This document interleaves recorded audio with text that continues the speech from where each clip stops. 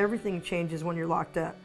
But when you come out, you're coming out to a whole different world. You feel like you don't belong there. Because when you get out, you have $200 in your hand. You don't have nowhere to go. You have your backpack or whatever you have. You feel that, you're lost. You feel that there's no help out there. You don't know how to get it. And sometimes you're afraid to ask for it, or you're too embarrassed, or you're got too much pride to ask for it. Reality is still there. The streets are still there. Hard times are still there. Nobody's not giving them nothing. It's not making it easy for them. I remember when I was leaving, one of the girls said, "I'll save your bed for you." And I'm like, "I'm not coming back here." And she goes, "Yeah, you are. You've already been here a couple times. You're coming back."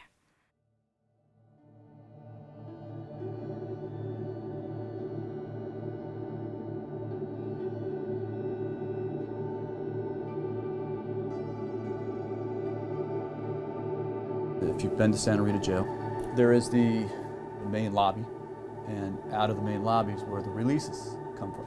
And as they leave the lobby, there's a long ramp that they walk down to the parking lot.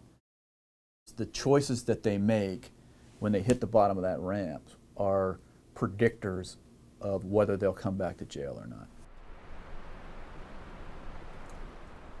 Out of all my life, I've been in prison for like 20 years, 19, like that. I have associates now.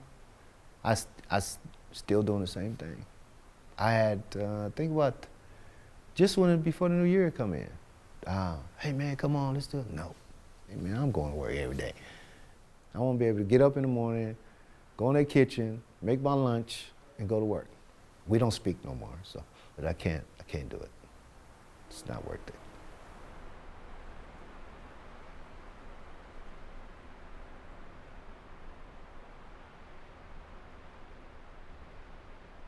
People will always be incarcerated, but you don't need the same people incarcerated year in, year out, week in, week out, Once they hit their revolving door and they keep going and they don't have no resources, they're gonna keep on going.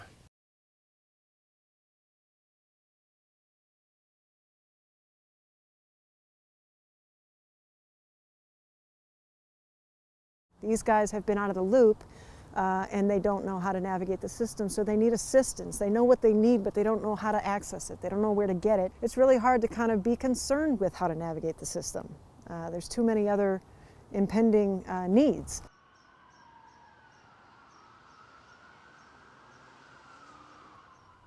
I'm outside on the ramp, 12 at midnight, and the deputy had already told me, said a guy named Mr. Street is supposed to be coming to pick you up, so don't go far.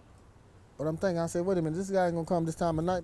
So I was about to ask somebody for a ride, not having a place to go. I was getting desperate. But I see Arthur running up the ramp. He said, I'm glad that you didn't leave, man. He said, come on. Got in the car. We talked along the way. He told me he had all my clothing. He ran it down to me, everything that was going on, and what was the plan for me as far as you got a place to stay for me. We're gonna help you with everything, don't worry.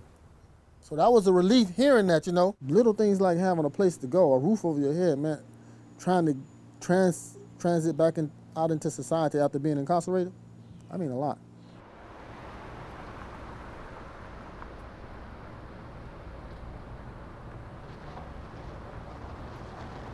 I don't think I would have ever did drugs or drank if it wasn't going on at my household when I was growing up.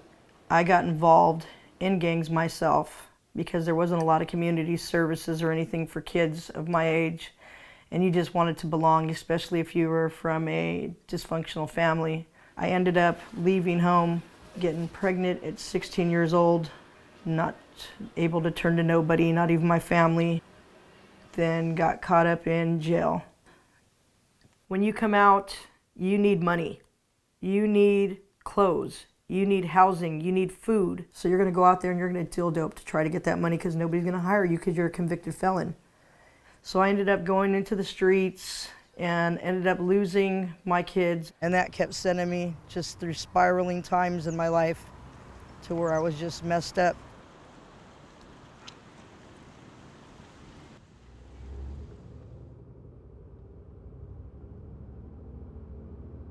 This is the street that I grew up on. And most of the people that I grew up with all were blue-collar people, right? So that guy that lived in that house was a plumber. This guy was an electrician. Guy down here was an auto mechanic. Guy over here was a butcher. So they're all blue-collar guys, all making a decent living. And to some fair degree, those jobs don't exist to the degree that they used to. Unemployment rate here is probably 3 or 4 points or more higher than it is in the county as a whole. By and large, I think it should be as important for law enforcement agencies to work to keep people out of jail and from committing crimes as it is to arrest them and put them in jail. Restorative justice in this sense is about looking at justice differently. Our criminal justice system and the majority of justice as we know it in relationships or on the street, so to speak, is get the bad guy, right? Make sure that the bad guy is punished.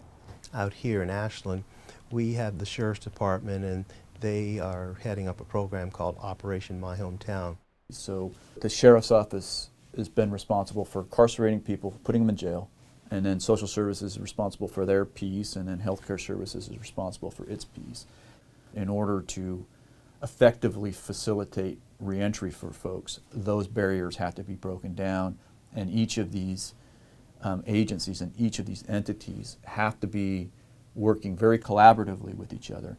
We're in the jail, offering them resources, we're connecting with them, we're working with their families. And then when they leave, let's say, jail, there's a warm handoff to someone who's ready to work with them outside of the jail cell.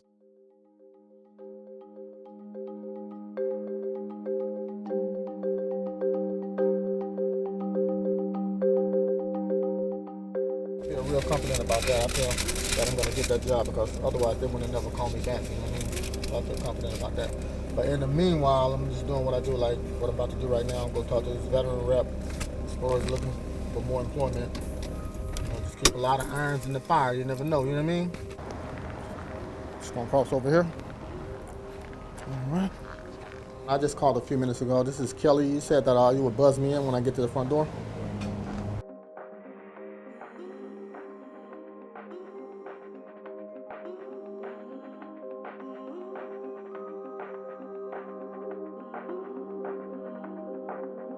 Ironically, the information that he gave me and the places that he told me about, I actually just left from that place, which is 1212 Broadway. I guess my next step now is I'm supposed to meet with another career coach over at Rubicon. But yeah, what I want to continue to do, man, is continue to stay, looking for employment, continue to be putting in the applications all the way up until my interview day, because that interview is not promised. Even though I feel confident and I know I'm going to get the job, but that don't give me the reason to just go ahead and stop doing everything now. You know what I mean? At the time when my kids got taken away from me, they were very young, and there was 3 boys and my daughter. And they got sent to foster homes, and I couldn't get them back no matter what I tried, and I just kept on getting in trouble trying to get them back whichever way I could. Now their life is like my life was, and they're still trying to get back on the right path, and it's hard for them. All my kids have repeated the same cycle that I've been in. They're going through the same thing with their kids. When your kids get taken away and you feel that same sense of loss and that same sense of hurt, it's like somebody's being ripped from your heart.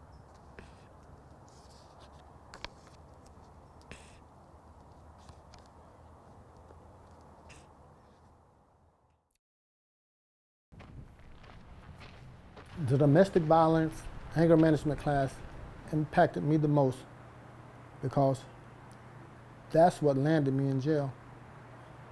When I started learning how to take time out, how to walk away, how to start saying positive things back to people, how to phrase my words could have made a big difference in a lot of the fights and the arguments that took place between me and my wife. Instead of just always being stuck in that defensive mode, harsh words, those things didn't come to mind. But after going through that class, I'm like, wow, man, it could have been a lot of things I could have dodged had I known to just do it this way. What I think is really important about what we're doing at Operation My Hometown, there's this sense of the police officers trying to communicate with the men who are incarcerated or released normally, like bring that back. We both live here, right? It's critical. It's critical because the us and them gets people killed. Certain community groups believed that that would be our biggest challenge, that people coming out of the system would not be involved in a program or project in which the sheriff's office or any other law enforcement had their hands on. We don't want you to go to jail. We want you to stay out of jail. We want you to live, to go the appropriate route and live a good life. There are people in the community that are beginning to look at the police in the Ashland area in a different way, because their family members, they're the people that they love who have been incarcerated are talking differently. They're getting help, they're getting resources, and we're actually helping those families, and it's under the auspices of the Alameda County Sheriff's Department.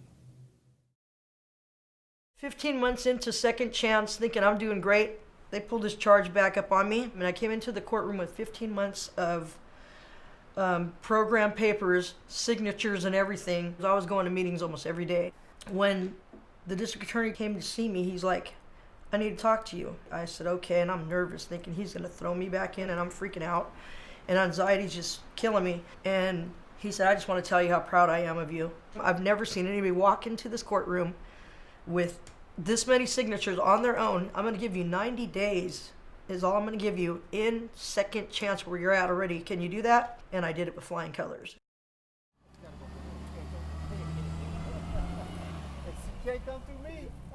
I'm 53. I feel good. I'm blessed. And like I said, if I can help an individual, if I can, try to get more involved in things, once I get myself really situated, I want to get involved in some things. I'm not a very good speaker, but if I can just say some things to somebody and I can change it, I'd be happy. So I love both of my kids, and I'm seeing them on the weekends. I just want to make sure I get into a position where I can support them like I want to. That's where the hard work pays off. So me going down to the Career Center every day, it was not for nothing. I'm getting an interview out of it. And now I'm coming up on 5 years clean and sober on July 1st. And that's really a big deal to me. Further down the road for my older sons, I want to see them get a job, get some kind of training actually from the community, get some kind of training so they can get a job to be able to take care of their children that they have. I'm going to school to get my counselor certificate, my registered addiction specialist license, because I want to reach out to the people out there that are still lost, that still don't have a direction, don't know what they're doing. I want them to be able to know that they're important and get that even though they came from dysfunction or whatever happened to them, that they can heal, and they don't have to hurt anymore.